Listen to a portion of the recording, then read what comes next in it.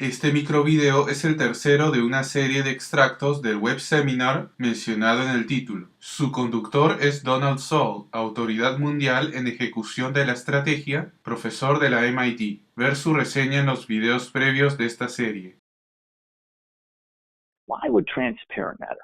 Well, again, in the majority of organizations, goals are a private agreement between a boss and her reports, okay? And there are real problems associated with keeping goals private. It makes it difficult for employees to understand what their colleagues are working on, how their work fits together, how their work supports the organization as a whole.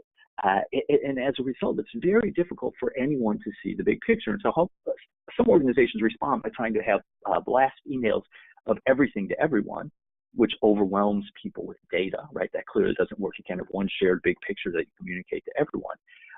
But when goals are hidden or secret or private, it's very hard for people to understand what other folks are working on. All sorts of attributions of ill will and incompetence are made when things don't work.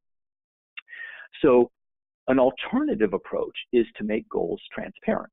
And this is an approach, by the way, that's been used at Google essentially since its inception.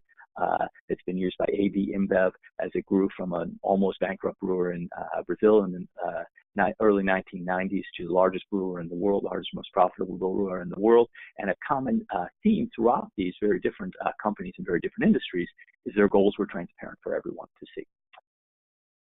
Now, a question for you to ponder. Imagine you had a service, and indeed such a service exists. It's called BetterWorks. It's a, excuse me, a Silicon Valley-based goals management platform. And every time you made a goal, you had the option of making that goal public or private. Now imagine every goal, every user, for every goal sets that toggle public or private. And then you aggregate all those goals to the organization level. And then you look at what percentage of goals in an organization are public versus private on average. What would you guess? You know, somebody asked this question. A lot of people, some people say 20%, maybe 30%. Some people say 0%. We don't want our goals to be public. You know, people have all sorts of hypotheses. We've actually tested this hypothesis. We've looked at a sample of BetterWorks customers. These are companies that use the BetterWorks platform. And what this chart is showing you is so it's basically a histogram of the percentage of goals that are public in a company. Okay, so there's one company over here where somewhere between 0 and 5% of all goals are public. Okay, so this is, you know, I don't know, the CIA or something, very secretive organization. One where it's 25%, right? So that means 1 out of every 4 goals is public in this specific company, and the rest, the other 75% are private.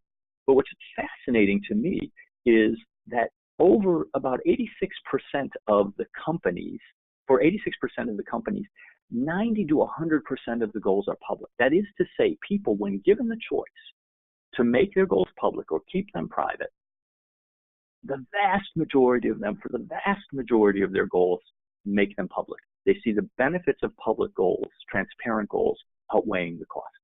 And for almost all of these organizations, by the way, their goals were previously private. Okay, this wasn't automating a system that where goals had been public in the past. These were organizations that, by and large, almost all of them, the goals were private historically. So, given the chance people made their goals public, the other thing to note was this: the percentages are virtually unchanged, whether you're a small company or a large company, U.S., non-U.S., tech company, traditional industry. Goals want to be transparent.